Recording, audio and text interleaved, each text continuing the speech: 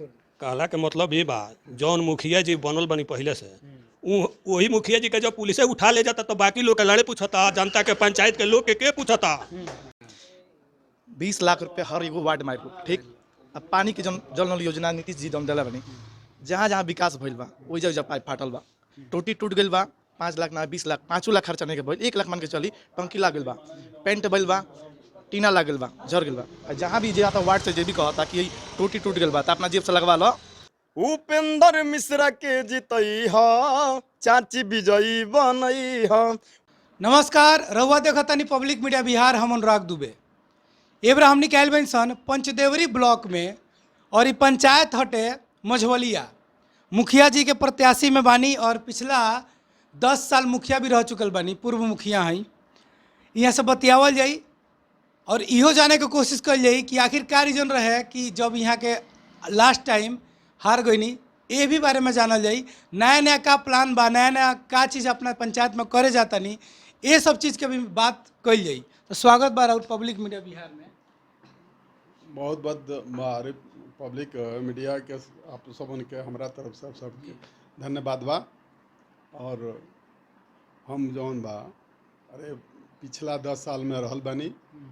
अरे पब्लिक के मूड है कि पब्लिक जौन बा अरे जेके चाहे ओकर की पब्लिक का हम अरे 10 साल में अच्छा ना ओकरा से महसूस भइल तो हमरा के हटा दिहल। 5 साल जौन बा जे रहल बा ओकरा के पब्लिक देख ले बिया। बेरी पब्लिक जौन बा बहुत अच्छा तरह से देख ले बिया, जान ले बिया कि का जौन बा 5 साल में कैले बड़े, कितना विकास कैले बड़े। हमरो 10 साल के विकास पब्लिक देखतिया या इहो 5 साल के विकास देखतिया। दोनों जौन बा मिला के पब्लिक एबरा बहुत खुशहाल बिया हमरा तरफ से।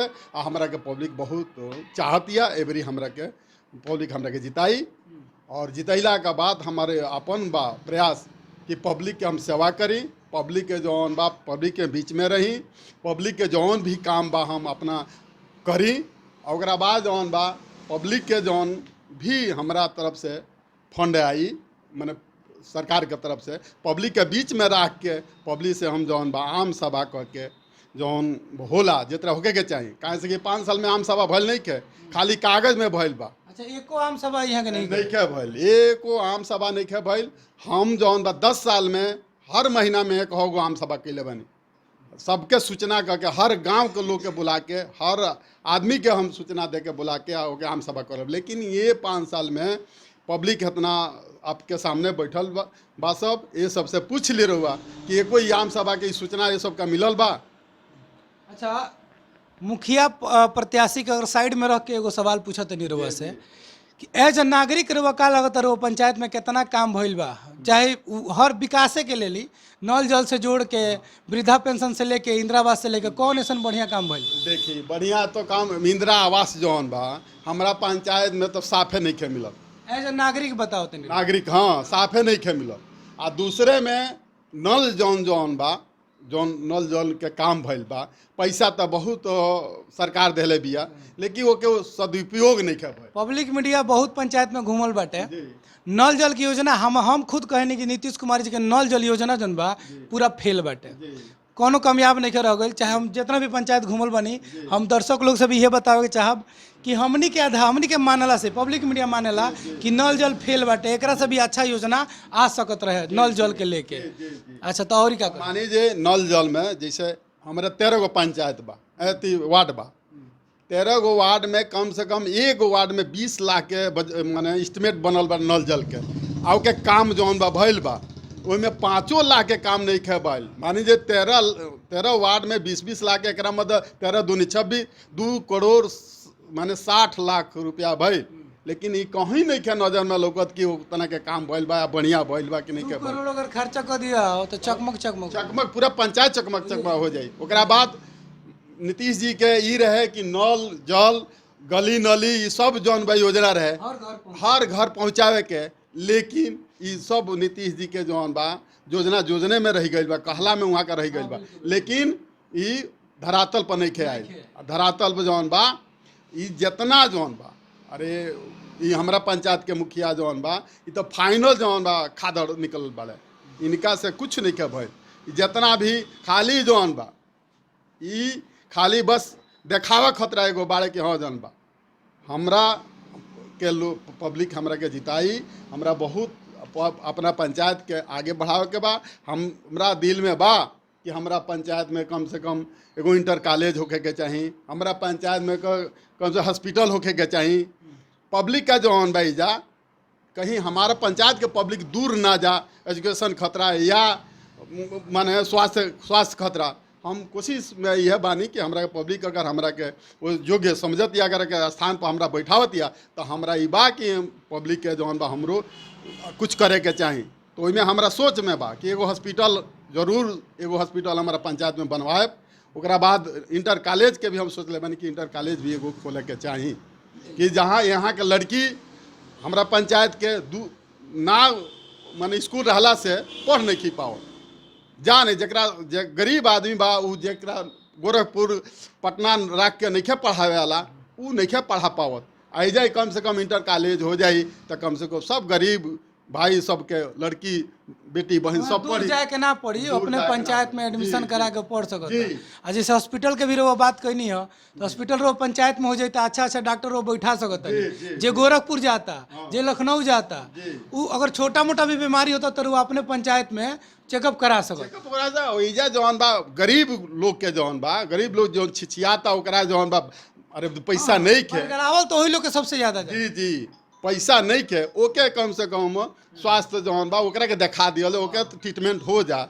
हम एकरा चक्कर में बा जरा आर्थिक स्थिति कमजोर बा, यहाँ के पंचायत में मुखिया जी बताओ तनी, जे भी आर्थिक स्थिति से बहुत वीक बा कमजोर बा, वो आदमी के दिल्ली मुंबई खतरा काफ़ी लोग के कर्जा भी मांगे के पड़ जाला ना मुखिया जी कि हमरा के कुछ खेत पेते के पड़ जाला। वो आदमी के मतलब यहाँ के यह करावत तनी कि वो आदमी के लखनऊ दिल्ली गोरखपुर ना जाए के पड़ी। यहाँ के पंचायत में यहाँ के शुरुआत यहाँ के बहुत अच्छा प्लान हमरो लागल कि हर पंचायत में होके के चाहिए।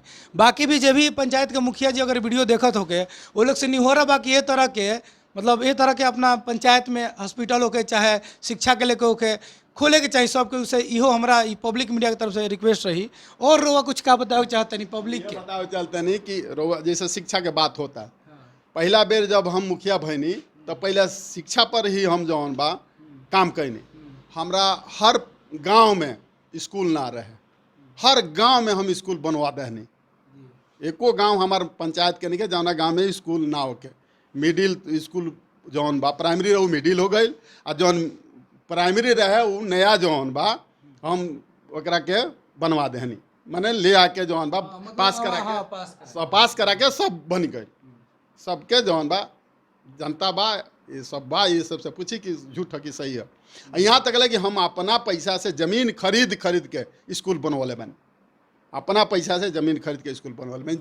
जे के स्कूल में जाना में जमीन नहीं के उनमें पैसा दे के खरीद के वो आदमी से हम जमीन ले के स्कूल बनवले बने। शिक्षा के पहले जौन बा हम पहले यही पर हमार फोकस रहे कि हमारा पंचायत के लड़का जौन बा पहले शिक्षित होकस आगे बढ़स, हमारा पंचायत के नाम रोशन होके पहले हमारे यही रहे। अच्छा जनता की तरफ से एगो सवाल हमार रही। जनता बोलेला कि मुखिया जी एबर आयल बनी 5 साल में एके बार आइले तो ए पर वो का एक्शन लेम कि 5 साल में रहो एके बार जाम का केहू के दुआरी पर? जी ना हम हारलो बानी तो हम जरूर एक बार आज न काल हर दिन जो हम एक दिन छोड़ के दूसरा दिन हर गांव में हम घूमिले आ 5 दिन घूमलो बानी। वही के जनता के बीच में हम रहल बानी।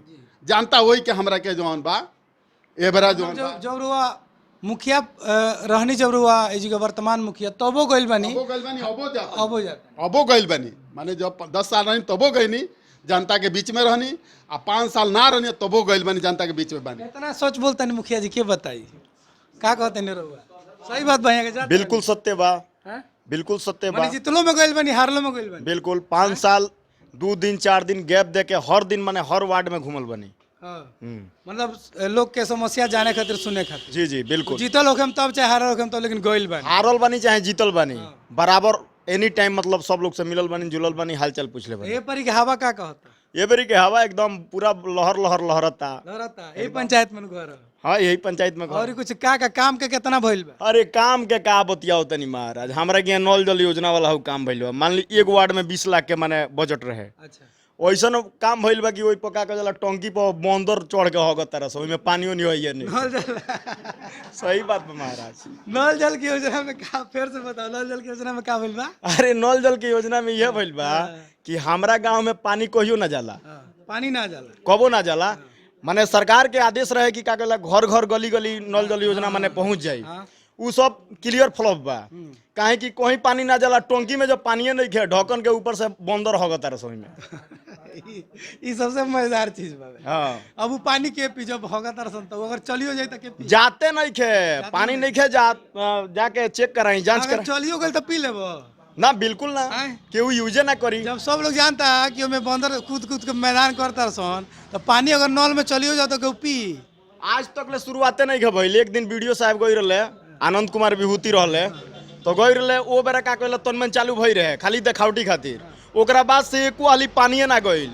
एक दिन गई नी बरम बाबा तो टंकी बैठल बा, हमरा गांव में एगो बरम बाबा के स्थान बा, ठीक बा, हमरा गांव में एगो बरम बाबा के स्थान बा, ओइजा टंकी बैठल बा। एक दिन जाते हैं तो देखते हैं मार टंकी पर पूरा काई जमल बा, ओइ पे बंदर होगा तार सब भर तक पानी बन हो गइल बा, पानी कहीं जाते नहीं क्या। फाइनल उ फ्लॉप बा, माने नल जल योजना फेल बा। बिल्कुल फ्लॉप बा। हमनियो के पब्लिक मीडिया कहेला कि नल जल योजना फेल बा, तो कितना सहमत बड़ा हमनी से? पूर्ण सहमत बानी। उहो केकरा चलते फ्लॉप बा ई देखी, चीफ मिनिस्टर के चलते फ्लॉप नहीं खे, वर्तमान मुखिया के चलते फ्लॉप बा। अच्छा, इहो कारण बा। हम औरियो पंचायत में देखले बानी कि फ्लॉप बावे, हाँ तो उजिगो मुखिया के हाँ मुखिया के दोस्त बा। नीतीश कुमार ना नु बनवावे, उ तो फंड कर देता रे। हाँ उ फंड कर देता रहे, मुखिया के ना बनवावे बा। जब मुखिया वो लायक बाड़ा पूरा घोट के बैठ जाता रहे तो का होई। सबसे पहले मैं पब्लिक मीडिया को बहुत बहुत धन्यवाद देता हूं कि आपने ग्राउंड रिपोर्ट जानने का कोशिश किया है, इसलिए मैं आपको बहुत बहुत धन्यवाद देता हूं। और जो है काम जो है ग्राउंड रिपोर्ट पर देखिएगा तो काम कुछ भी नहीं हुआ है, जो भी हुआ है अधूरा में हुआ है। और नल जल से लगाई, अभी आया था हर वार्ड में डस्टबिन के लिए, अभी लोगों को पता नहीं है कि डस्टबिन क्या होता है। कम से कम मुखिया जी दिखा देते कि ये डस्टबिन है, फिर अपने घर लेकर चले जाते, तो लोग डस्टबिन भी नहीं जानते हैं। उसका पैसा जो है बार बार खा चुके हैं लोग, लगभग उसमें 1,29,220 रुपये आया है एक पंचायत खातिर, एक वार्ड के लिए, एक वार्ड के लिए। और उसके बाद से हम लोग उत्तर प्रदेश में भी गए थे, तो देखे हैं कि वहाँ का जो इनार जो होता है उसका बहुत अच्छा से सुंदरीकरण पेंट वगैरह करके वहाँ पे लोगो फिगर कुछ बना है। हमारे यहाँ एक मठिया है, नेहरूआ कला मेरा घर है, और वहाँ मठिया के पास एक इनार है, उस पर पैसा हो गया है। लेकिन हम लगता है कि मेरे जब बाबा भी थे तो वैसे ही इनार था, अभी भी वही है, लेकिन उस पर पैसा उठ गया है 1,87,000 कुछ रुपए। और हेत चक्का एगो सिलपट साट दिहल होई कि हेतना रुपए लागल बा? वो भी नहीं है, सिलपट वो नहीं खेला, तो कुछ भी नहीं है, वो तो बार बार वो लोग खा जा रहे हैं। ठीक है, हाँ। तो वैसे हाँ ऐसे देखिए, आज देखिए जो पूर्व मुखिया हैं उपेंद्र मिश्रा जी, उनके कार्यकाल में हर गांव में 25, 30, 35, 40 औरत जो है काम करती थी मनरेगा में। ठीक है, अभी जो है पैसा मनरेगा तो आ रहा है, पर एक भी औरत काम नहीं कर रही है। उसका पैसा सब जो है मतलब कागज पे पैसा उठ जा रहा है, लेकिन लड़का और महिला सब काम, पर महिला सब काम ही नहीं कर रही है। ऐसा है हमारे पंचायत की स्थिति। अभी जो है सब लोग जो है, सब लोग के अंदर एनर्जी है कि इस बार बदलाव जो है लाना है मझवलिया पंचायत में। हम तो यह जानता नहीं मुखिया जी से बेहतर केहू नहीं है, कहाँ से कि 10 साल पहले भी वहाँ के सबके साथे रहनी, अब भी बानी, आज भी केहू के तकलीफ होला, मतलब बीमारी उमारी कुछ भी हो जाला तो मुखिया जी खुद अपना फोर्स से ड्राइव करके ले गए बने। हाँ, ये क्या नाम बा? विशाल मिश्रा नाम हमारा हुए, ग्राम पंचायत मझवलिया से बानी। पब्लिक मीडिया के जे भी बाटे दर्शक सबके प्रणाम बा।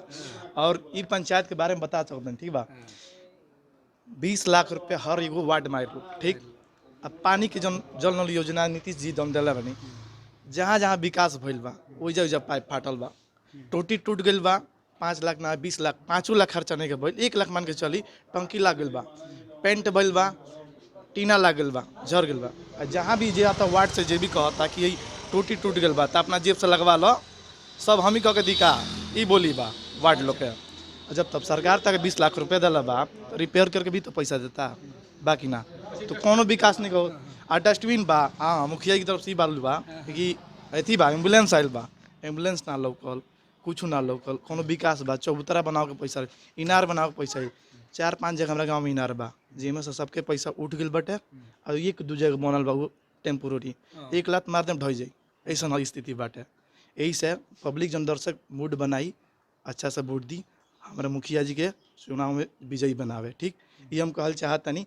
खरा उतरे वैसे कि यहाँ के 10 साल पहले भी देखल बा जौन भी यहाँ काम कैले बनी समाज के हित खतरा बहुत अपना जोरदार टक्कर के साथ काम कैले बनी। ऐसे कि जहाँ भी स्कूल बनल बा सब जमीन पर विवादित रहल बा, ओहि में यहाँ कम से कम नइखे लागल तो हमरा अंदर अपना स्तर से बहुत पैसा लगा के और ओकर बाद सब स्कूल के यहाँ के काम करौले बनी।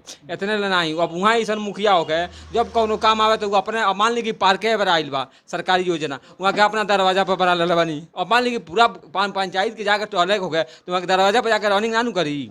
ई पार्क अगर जो बनाव करल तो वहाँ के कोनो बीच गांव में बनल रही थी, जैसे हर मतलब चौहद्दी रही तो हाँ के लोग बन जहाँ पंचायत भवन तो बन रही कम से कम 10 आदमी जाता हो तो कम से कम टहली वहाँ के दरवाजा पर अपना पंचायती पार्क बनौले बनी।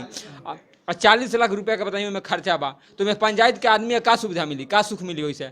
अब वहाँ खड़ा तो यहीं कितना उतरल बनी, अब ऐसा के मुखिया खड़ा उतरल हो तो भाई पब्लिक के कहाँ सहारा मिली कहीं।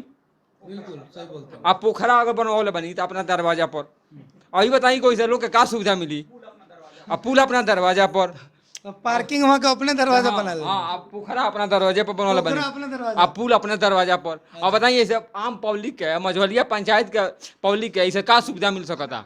हाँ, एम्बुलेंस के देखिए सुविधा आइल तो पूरा मान ली कि मझौलिया जनता के सबके सुविधा खतरा आइल कि सब जनता के ऐसे सुविधा मिली, लेकिन वैसे खुदे वहाँ के एम्बुलेंस के जगह पर गाड़ी कसवा के खुद चढ़ता नहीं। अब बताइए कि आम पब्लिक के का सुविधा मिलेला, कितना वहाँ खड़ा उतरल बनी वह सब विचार करी। हमार पूरा पंचायत पर विचार करी कि कितना पंचायत के लोग के वहाँ से 5 साल रहला में जबरदस्त सुविधा मिलल बा।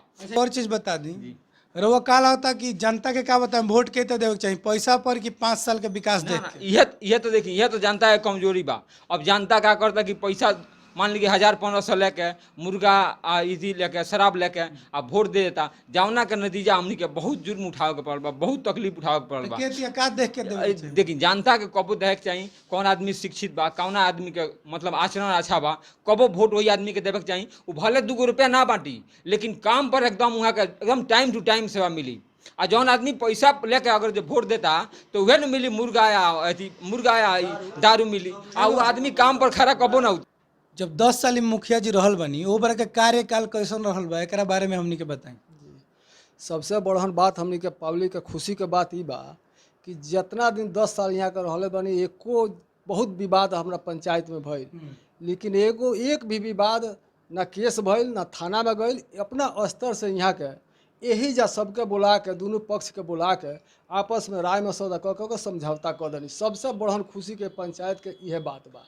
बात प्रशासन लगे ना जाओ, केहू केस मुकदमा में मत फंसो, केहू कहीं परेशान मत हो, पुलिस थाना में पैसा ना लगे।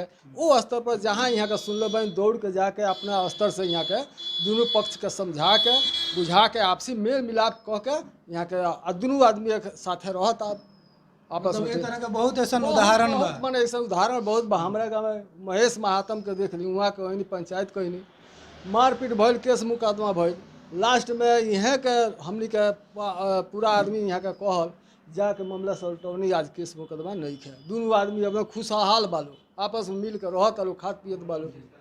सबसे बड़हन पंचायत के यह खुशी के बात बा। हमारा उपेंद्र मिश्रा 10 साल मुखिया रहल बनी। 10 साल में कोई पुलिस बगैर पूछे मुखिया जी से हमारा पंचायत के अंदर कोई अंदर नहीं आया है ना। जब सब मुखिया जी से बात नहीं हुआ है तब तक कोई पुलिस हमारा पंचायत के अंदर मझौलिया पंचायत के अंदर में कोई अंदर नहीं आया है। बगैर पूछे हुए कोई अंदर नहीं घुसा है पुलिस, ये समझिए। पहले मुखिया जी से हमारा पूछेंगे उसके बाद से पुलिस अंदर कोई आएगा। और सारा मुखिया जी 10 साल के अंदर में सारा अपना इसी से वो अपना समझे के दोनों पार्टी के समझा के वो सुलझाव किए हैं। कहला के मतलब ये बा जौन मुखिया जी बनल बनी पहले से वही मुखिया जी के जब पुलिस उठा ले जाता तो बाकी लोग के लड़े पूछता, जनता के पंचायत के लोग के पूछता। वहाँ का खुद ये पंचायतिया में जितना नवजुवक दल के लड़का बड़े उन्हीं के दारू पिया के शब्द हीरो बना दहनी।